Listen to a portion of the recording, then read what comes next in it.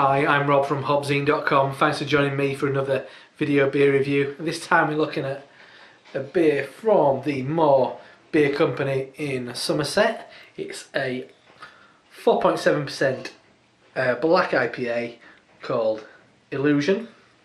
I don't think this beer is, but as far as I'm aware, Moor don't use finings in their beers.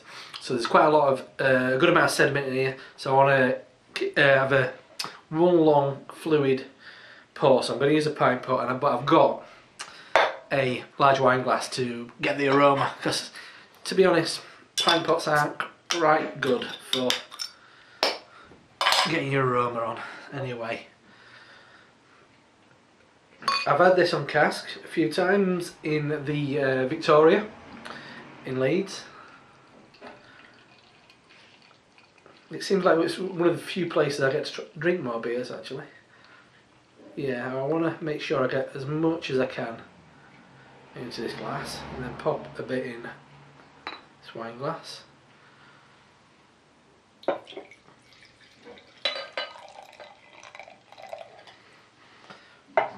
Yes, excuse me. Right, so I've got a bit in there as well. Pop that there. The beer in the glass. Not quite black, like a really dark mahogany. It's nearly black, but as where the light hits it, you can see it is there is a little bit of kind of it's a little bit translucent with kind of a really dark red edge to it. The head, kind of a darkish tan. So yeah, fantastic looking beer. Anyway, let's pop that down, get the wine glass for the aroma.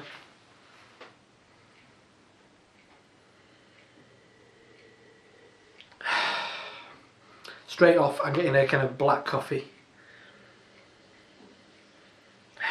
a mild beef stock. Coming through that, there's certainly a really quite dynamic hop profile which is coming through. It's that's fascinating. Let's have a sniff of this one as well. It's really interesting. It's that combination of lemon, and then those darker malts which bring out those coffee and chocolatey kind of aromas. There is a dark chocolate aroma to it. There's definitely like I don't know what they put in this, but maybe something like black malt or roasted barley, which leaves a really kind of slightly charcoal kind of aroma. It's interesting. It's not as I remember it. It's not as hoppy as it was when I had it on cask. Anyway, cheers. I'll come back to the aroma.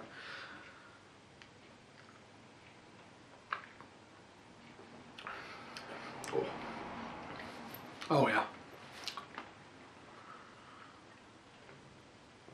It's just really good.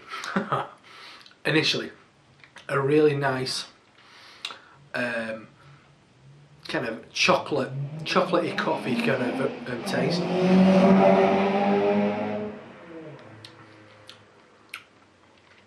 That's kind of side by side with maybe a kind of certain kind of cantaloupe melon.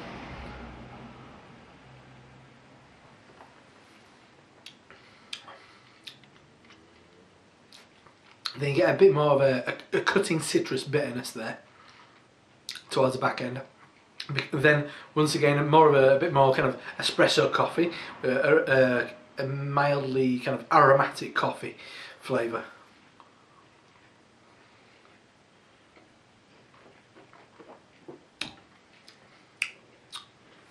Grapefruit, and that's coming through that dark malt quite nicely.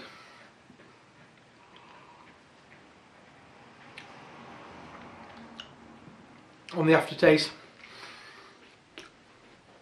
a little bit of dark chocolate, nice bit of coffee, but then a really nice prevailing, lingering grapefruit, and maybe a bit of kind of lemon rind pith bitterness which lasts, but those kind of coffee and citric bitterness really kind of work perfectly side by side at the back end.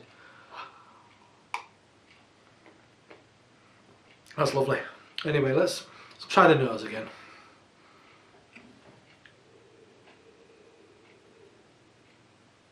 Yeah, it's surprising.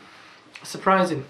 It's not as much aroma as I initially remember from drinking it on cask. I recently brewed a hoppy brown ale, and for me, that's what let me down. Those aromas. Well, I'm not saying this lets this beer down because it's not. It's awesome, but I think it's somewhere between the balance of the amount of malt quality that is given off by the dark malts. So obviously with black IPA, Cascadian dark ale, whatever you want to call it, a lot of the time it's all about essentially just sparging and washing the wort through the dark grains, as opposed to mashing the dark grains.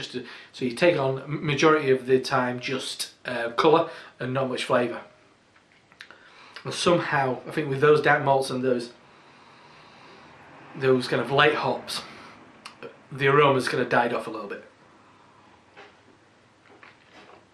But the taste is amazing. It's just so well balanced. It's got loads of coffee, but just the right amount. Good amount of dark chocolate, and those citric, bitter hops do kind of poke through that that bed of dark malt. Just at exact right times, at the start, in the middle, and leaving you with a lovely bitter finish. It's a cracking beer.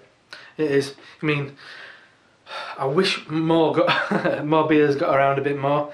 I know recently Biarritz have been selling them, so they are available nationwide from both West Country Ales online and Biarritz's online shop as well. So make sure you try these beers out. I mean, they look cool.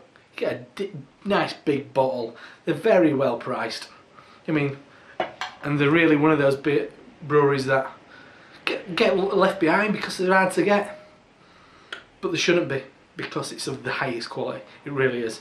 Anyway, I'm Rob from HopZine.com, and I'll see you next time. Cheers.